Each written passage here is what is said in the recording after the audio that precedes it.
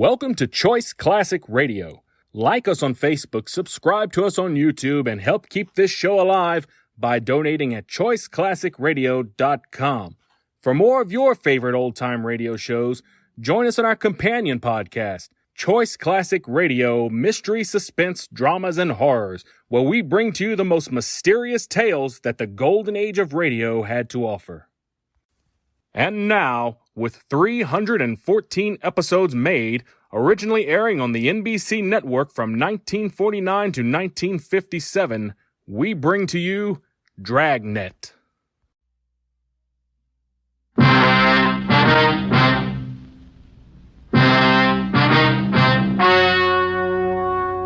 story you are about to hear is true.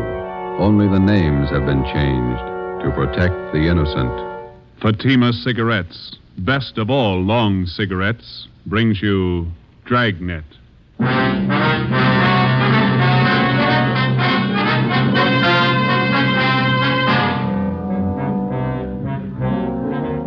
You're a detective sergeant. You're assigned to homicide detail. For 2 months, a depraved criminal has been at work in your city. Men and women have been robbed, brutally attacked. Your job, get him. If you want a long cigarette, smoke the best of all long cigarettes. Smoke extra mild Fatima. Yes, Fatima is the king-size cigarette which contains the finest Turkish and domestic tobaccos superbly blended to make it extra mild, to give Fatima a much different, much better flavor and aroma than any other long cigarette. That's why Fatima has more than doubled its smokers coast to coast. Enjoy extra mild Fatima yourself. Best of all, long cigarettes. It's wise to smoke extra mild Fatima. It's wise to smoke extra mild Fatima.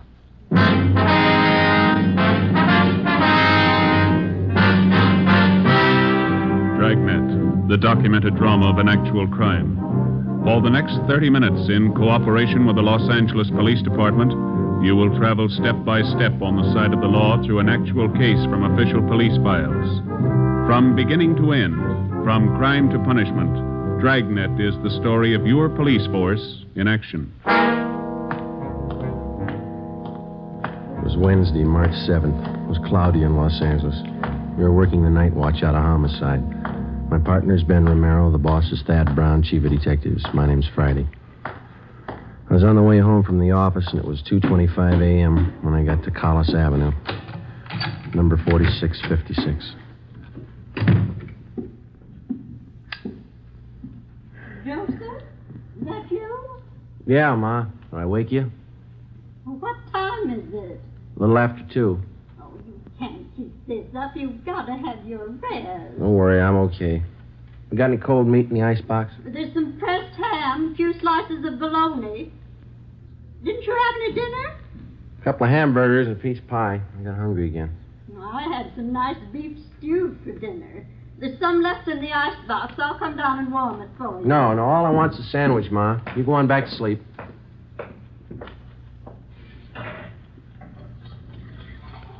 You can't live on pie and sandwiches and keep up your strength. Working all hours, first thing you know, you'll be getting sick. You need your food and you need your rest. Nobody cares when you're sick. You didn't have to get up, Ma. All I want's a sandwich. I can fix it. No, you better have a bowl full of stew. Here, it'll take a minute to warm it up.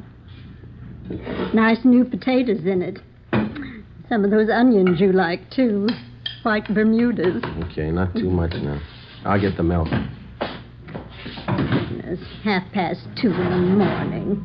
What kept you so late again? Another steakhouse, the same job. Is that the murder in Highland Park? No, Ma, the badge bandit. The one that poses as a policeman. Oh, that one. You certainly ought to do something about him. Yeah, well, we're trying to. We can't find him. There was a piece in the paper about it tonight. They say it's just terrible the way he beats up people and robs them. Yeah. Badge bandit. The way he treats women ought to be ashamed. They ought to put him away. Yeah. You got some more rye bread? Mm-hmm. Are you going to have tomorrow off, Joseph? Thanks. No. The captain says we work straight through till we get the guy. Oh. I thought you were going to have tomorrow off. Oh, you ought to tell the captain. You need your rest. You can't go on like this, working all hours. You'll be coming down sick one of these days. 15 robberies, 15 assaults, all in 2 months. Somebody's got to stop them. You ready? Oh, yeah, I think so. Okay. Well, can't they warn the people? They wouldn't be getting robbed and beaten up if they weren't parked in those lonely places. Spooning, so silly. Yeah. I'm afraid we can't do anything about that, Ma. It's a public place. They got a right to park if they want. Yeah, I suppose. Let me have your plate. Okay, here.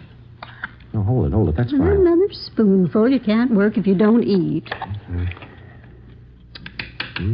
It is good stew. Yeah, sure it is. Butcher down at ShopRite's nice. His stewing beef's just wonderful. Yeah. Ben work late with you?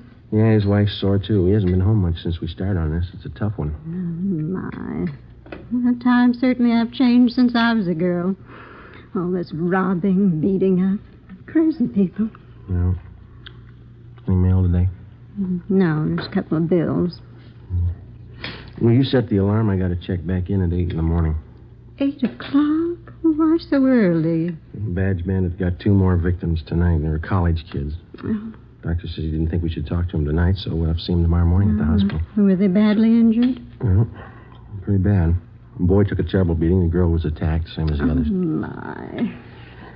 Well, it's very good, Ma. I better get to bed. Yes, well, your face looks so thin. You need all the rest you can get. I'll get it. Now, who can that be? It's almost 3 in the morning. Hello? This is Lorman down homicide, Joe. Sorry to bother you. Yeah, Lorman. What is it? Captain wants you and Romero to meet him at Hollywood and Laurel right away. What's the matter now? Attack and hold up in Laurel Canyon 20 minutes ago. Yeah? Got the area blocked off. Figure they got the man trapped. The victims get a look at the guy? Same description, the badge bandit. I left the house, went over and picked up Ben, and we drove out to the edge of the Santa Monica Mountains where Hollywood Boulevard ends and Laurel Canyon begins. We headed back into the canyon to the blockaded area. Captain Steed from Homicide was there waiting for us.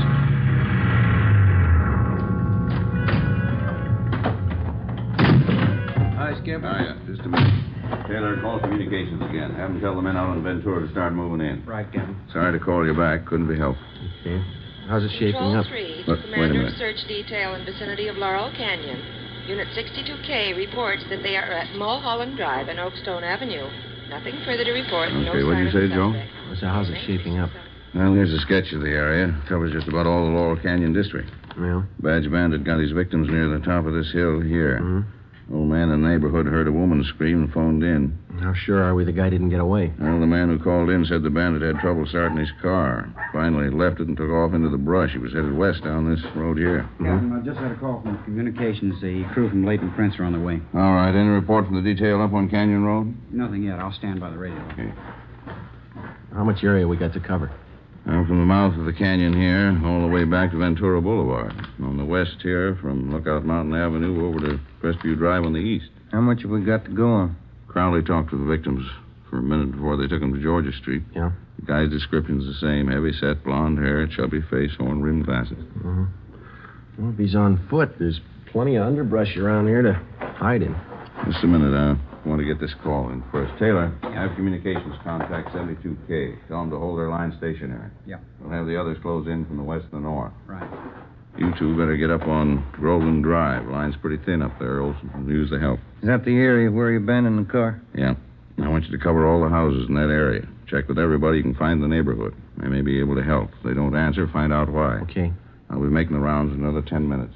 Check with you then. All right. Let's go, Oh, Joe. one more thing. Yes, sir? I'll tell you what I told the rest of the men. This guy's in a corner and he's got a gun. There's only one way out for him. Yeah? Make sure it's not you. 3:45 a.m. Ben and I drove up to Groveland Drive and joined the search. We started our house-to-house canvass of the neighborhood where the suspect had abandoned his car. None of the residents had any further information to give us. 4 a.m. We kept on checking.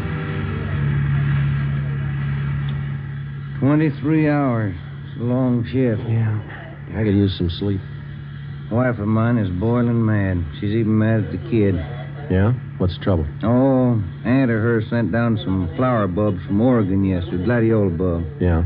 Kid was playing with a little girl next door yesterday, and they found a box of flower bulbs. They put the mess of them in a pot of water and boiled them on the stove. What'd they do that for? Who knows? There's another house up ahead. We better check it. Yeah. We ought to get some street lights up here. Yeah. That's nice work, waking people up in the middle of the night. I don't like it any more than they do. Wish we could make them believe that.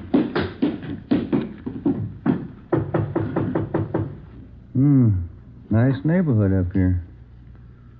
Wonder what the price is on these lots. Well, it shouldn't be too high. They say real estate's coming down. Yeah, what is it? Police officers. Sorry to disturb you. We'd like to talk to you a minute. Oh, all right. Let me get the door open. What's been going on in the neighborhood tonight? Some kind of trouble? Cars racing up and down the hill? What's the trouble? Have you noticed any strangers in the neighborhood last hour? No, I just got to bed 20 minutes ago. I work out at Paramount. We're shooting nights. What's all the commotion anyway? We're looking for a suspect. He's supposed to be around this area. Well, I haven't seen anybody. I thought I heard somebody out by the garage a few minutes ago. Went out and looked around, but I didn't see anything. Did you check to see if your car is still in the garage? No, I left it in the driveway. No, sir. There's no car in your driveway. Sure there is. Let me show you. Hey, it's gone. Can we use your phone? Yeah. Yeah, but I saw it just a few minutes ago. The car was right there in the driveway. You think that guy took my car? Yes, sir. It's a pretty good bet.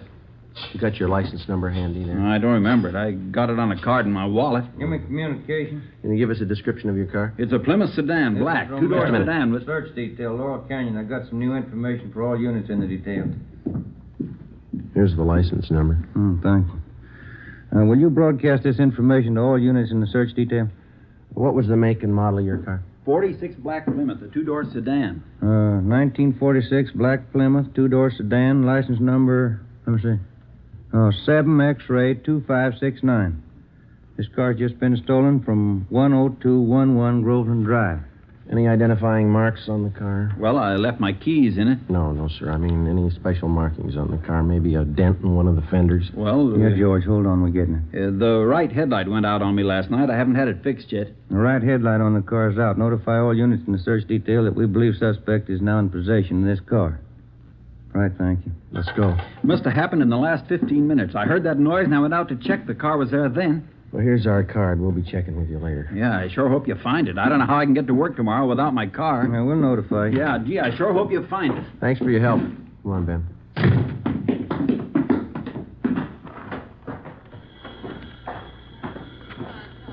7X-ray 2569. Repeat, 7X-ray 2569. Car has just been stolen from 10211 Groveland Drive. The right headlight is out. Oh, we got it. Believed suspect is now in possession of this car. KMA 367. I don't think he could have gotten that car through the blockade yet, you. Better start searching the side roads, huh? Yeah. There's one, leading off to the left, up ahead. Okay, let's try it. Wait a minute. There's a car coming down the hill toward us. Joe is making time. Joe, only one headlight on the car. He's coming right at us. Turn around, quick. There's no room. Get over to the inside. I can't. It's too late. Ben, turn. Hang on, we're going over.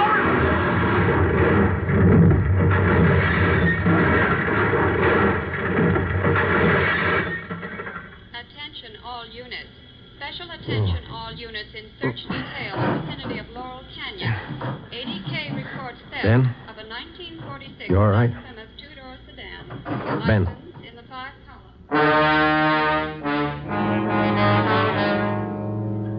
An ambulance was called, and Ben and I were taken to Georgia Street Receiving Hospital. There I received emergency treatment for multiple cuts and bruises and a sprained left shoulder. Ben didn't do so well. He had a possible concussion, 2 broken ribs, and half a dozen severe cuts about the face and arms. We were then taken to the P&F ward. The next afternoon, we had a visit from Captain Steed and Chief of Detectives Thad Brown. Friday, how you feeling? Oh, pretty good, Chief. You saw Romero across the hall. You came out better than he did. Yeah, that's what I hear. You resting any? Oh, much better. No danger involved. Needs rest, that's about all. How long? Oh, he'll be here 2 weeks, according to the doctor. What about you? A couple of days. Too bad, Joe. Badge bandit? Yeah. Looks like you two got banged up for nothing. Oh? After he rammed your car, he ditched the black Plymouth, and then we figure he hit with the underbrush. Yeah? Somehow, while we were hauling you and Ben out of that wreck, he slipped through the line. Any fingerprints on the car? None we could use. It's rotten luck. I guess it was his night, huh? We're getting more men from Metro Division to help out. Mm-hmm. And we're doubling the number of decoys around the city. Policewomen, huh? And we'll have each of them planted in a parked car along with an officer in every area the badge bandit's been working. All he has to do is grab at the bait once. Yeah, if he goes for it. He'll have plenty of time to choose. We work the same setup every night till we reach him. It's a big operation. Might have to run it for weeks unless he quits. Well, there's only one way a guy like that ever quits. Yeah. When we stop him. Saturday, March 10th, 2 p.m. I was released from the P&F ward and went home. Ben stayed on at the hospital. He had at least another 10 days to go before release. Sunday, I spent at home. Monday afternoon, I checked back in at the office, and Captain Steed put me on decoy duty for that week, along with policewoman Dorothy River. We were assigned to cover an isolated parking area near Mulholland Drive and Beverly Glen. It was a nice view, but the duty was slow. No sign of the badge bandit. Policewoman River and I waited it out from late evening to early morning, from Monday through Thursday. Friday night came. Same thing. We waited. How's Ben? You see him today? Yeah, he's doing fine. Be out next week. Grouchy, I guess. Oh, sure. You want a cigarette? Thank you. You can sure tell it's Friday night. Yeah. In fact, college kids are out in force. Mm-hmm. What time you got? 1:45. Long nights. Yeah. Slow. You cold? No, are you? Just a little. It's chilly up here in the early morning. What's that? Car full of kids just pulling out. Are the cars gone too? Yeah. We're the only ones left. Stakeouts get on your nerves. So, look, if you're cold, you can have my coat. It doesn't bother me. No, it's all right, Joe. Thanks. It's a beautiful view from up here, isn't it? All the lights. Yeah. You like to dance, Joe? What? I said you like to dance. Oh, once in a while, I guess. I'm not too good. Why? Well, our club's having its big annual dance 2 weeks from Saturday. Yeah? Might get a kick out of it. It's formal. Well, it leaves me out. I don't own a tux. You could rent one. It'd be fun. No, I'm afraid I don't look good in a tux. I never met a man who thought he did. Why don't you try it? I might be working. Well, I mean, if you're not working, why don't you come? You going? Well, I was planning on Got a date? it. No, not yet. I have hopes. There's a car pulling in. Let's see. Yeah, parked over in back of us. I can only make out one person in the car. Yeah, looks like a man. I can't be sure. All right, come on over closer. We might as well look the part, huh? All right. He's getting out of the car. Is he coming this way? Walking over to the side of the road. He's got a flashlight. Looking around. He's built like the badge bandit. Short, heavy set. Yeah, he's turning around. He's got his flashlight on us. He's coming up on your side of the car. All right, take it easy. You know what to do. Come on, out of that car. Police officer. All right, hold on. Got a gun, Joe. Yeah. Come on, I said out of the car, both of you. All right. All right, drop the gun. Drop it.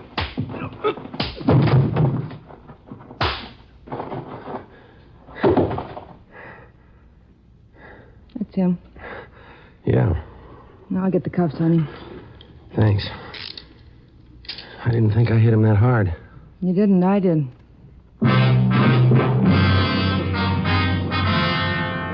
Policewoman Dorothy River and I took the suspect to Hollywood Division, where he was booked on suspicion of robbery. He gave his name as Charles Leon Kirby, age 46. Monday, March 19th, Ben was released from the hospital and checked back in for work. A special show-up was held at which 10 of the 17 victims definitely identified Kirby as the badge bandit. The suspect had finally been apprehended. Now we started the slow process of formally charging the man and presenting our evidence against him to bring him to trial.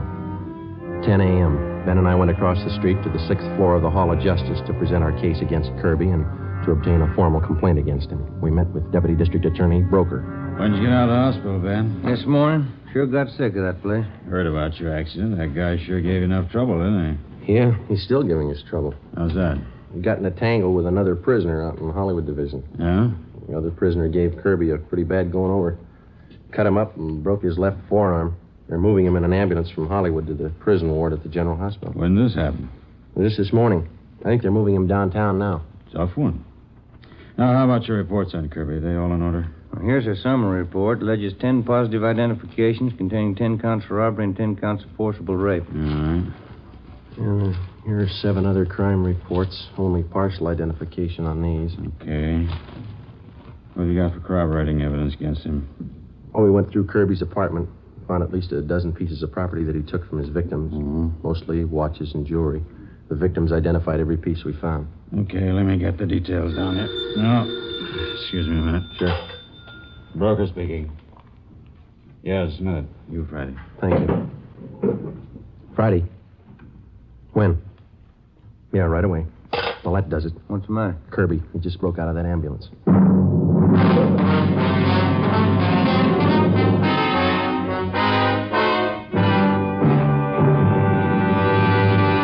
You are listening to Dragnet, the case history of a police investigation presented in the public interest by Fatima Cigarettes. If you smoke a long cigarette, it will be in your interest to listen to a typical case history of a Fatima smoker. It's the case of Mr. Richard Watts, Jr., drama critic of one of New York's great newspapers. This is his actual signed statement. My working day starts when most people are going to bed. When the curtain closes on the last act, I've got a newspaper deadline to make. Working more means smoking more. And that's when Fatima quality really tells. I agree. It's wise to smoke extra mild Fatima. And so do more and more smokers every day.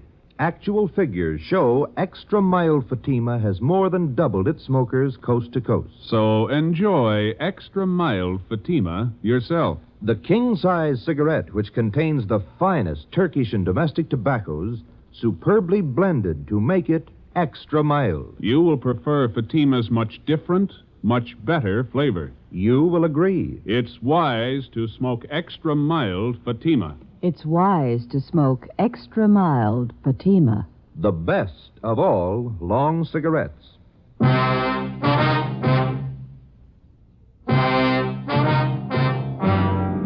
As soon as word of Kirby's escape came through, the information was broadcast to all points. All available cruiser cars and men were rushed to the escape area, and a door-to-door canvass got underway. All of the men were given mug shots of Kirby together with his description. 11 a.m., Ben and I got back to the office. We found a message from Captain Steed to meet him in the chief of detectives' office. No man in that area until further notice. Check the bus depots and the Union Station. Right.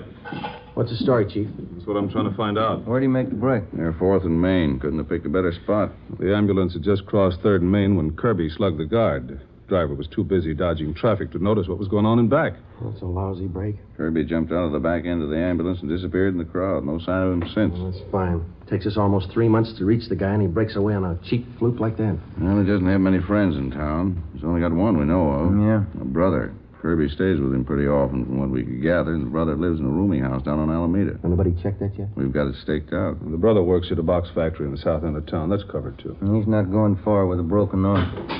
What have you got? Pawn shop holdup, 6th Street, happened a few minutes ago. Yeah? Here's the description of the holdup, man. Stocky build, blonde hair, horn-rimmed glasses, chubby face. You were wrong about that broken arm. Come on.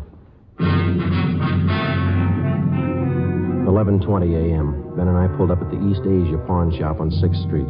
Inside, we found the proprietor, Morris Brubaker, lying propped up against one of the showcases. He was an elderly man. His face and head showed the marks of a savage beating. His wounds were hemorrhaging badly, and ambulance attendants were giving him first aid. We showed him Charles Kirby's mugshot. That's the man. I wouldn't make a mistake. That's him. Was he alone, Mr. Brubaker? Yes, by himself. He has to look at a watch, and when I turned to get it, he kicked me. I fell against the showcase and cut myself. He pulled me in the back room. I didn't even know him. He kept beating me. Easy, Mr. Brubaker. Let me get this conference on. How much did he get away with, do you know? I'm not sure. A blue suit, blue overcoat, wraparound, and navy blue, both. He kept hitting me. All right, sir, just take it easy. They'll have you out of here in a minute. He kept hitting me like a crazy man. This is antiseptic. Might sting a little. Okay. What else did he take, Mr. Brubaker? Can you remember? Yes, from the cash register. He took money. How much? $13, $14. I can't be sure. When he left your store, did you see which way he was going? No, he dragged me in the back room. He locked me in. Ready to move now, Sergeant? Okay. I don't know. I saw him going through the shelves there in the back of the counter. I don't know. What'd you keep there? My account books and my gun. A box of shells, too. You want to take a look, Ben? Well, my head. Yes, sir. Just take it easy. It's only going to be a minute now. the account books are still there. Yeah? He got the gun. 4 p.m. Kirby, alias the Badge Bandit, was still at large. As far as we were concerned, the case was almost back to where it started from 11 weeks before. The suspect was still loose. He was well armed. He was still free to rob, assault, or murder. We had two big advantages. Kirby's possible broken arm, which would need medical attention, and secondly, the lead to Kirby's brother. At 5:30 p.m., we had a report that the suspect was seen purchasing a ticket at a theater box office out on Hollywood Boulevard. We ran it down. It didn't pay off. At 6:15, a taxi driver thought he spotted Kirby boarding an outbound streetcar at Figaro and Pico. It was checked out. No results. At 7 o'clock, Ben and I got something to eat at a drive-in, and we relieved the men on stakeout at the rooming house on Alameda Street where Kirby's brother was staying. 10 p.m. Midnight. No sign of Kirby. We waited. At 3 a.m., Hanson and Cummings of Homicide relieved us, and Ben drove me home. It was 3:45 when he dropped me off at Collis Avenue, number 4656.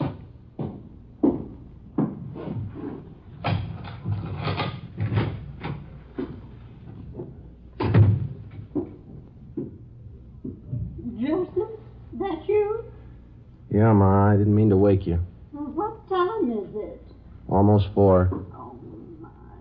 These late hours, you've got to get your rest, Joseph. It'll be all right, Ma.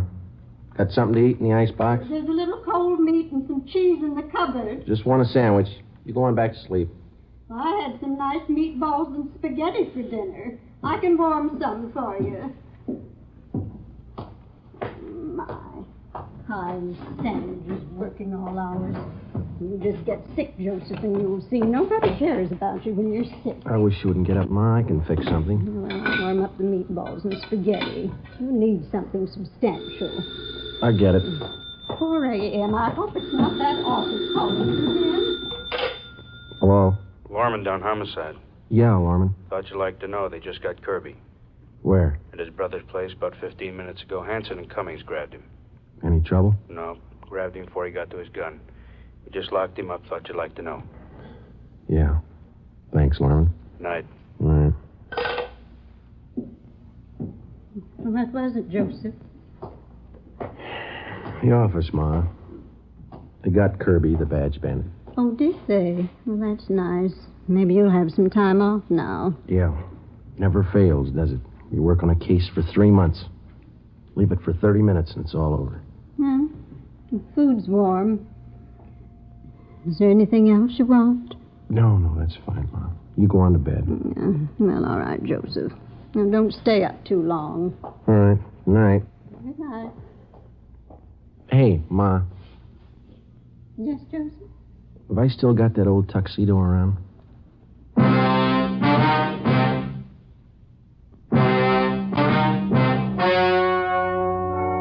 The story you have just heard was true. Only the names were changed to protect the innocent. On June 27th, trial was held in Superior Court, Department 87, City and County of Los Angeles, State of California. In a moment, the results of that trial. It's amazing how many long cigarette smokers are changing to extra mild Fatima. Here is the actual report. From coast to coast, Extra Mild Fatima has more than doubled its smokers. Yes, more and more smokers every day are discovering that Fatima is the king-size cigarette that is extra mild. Extra mild because it contains the finest Turkish and domestic tobaccos superbly blended to make it extra mild, to give it a much different, much better flavor and aroma. Enjoy extra mild Fatima yourself. The best of all long cigarettes. It's wise to smoke extra mild Fatima. It's wise to smoke extra mild Fatima.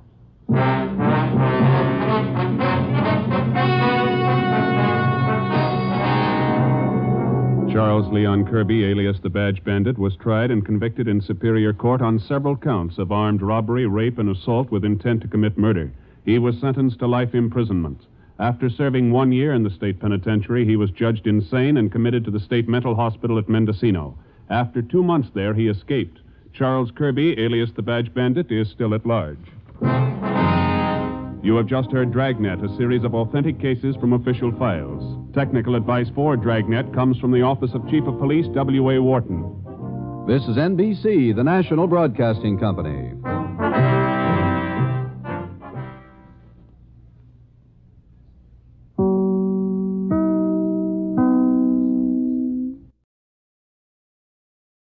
That concludes today's episode. We'd like to thank you and remind you to donate at choiceclassicradio.com. Remember, your donations make episodes like this possible.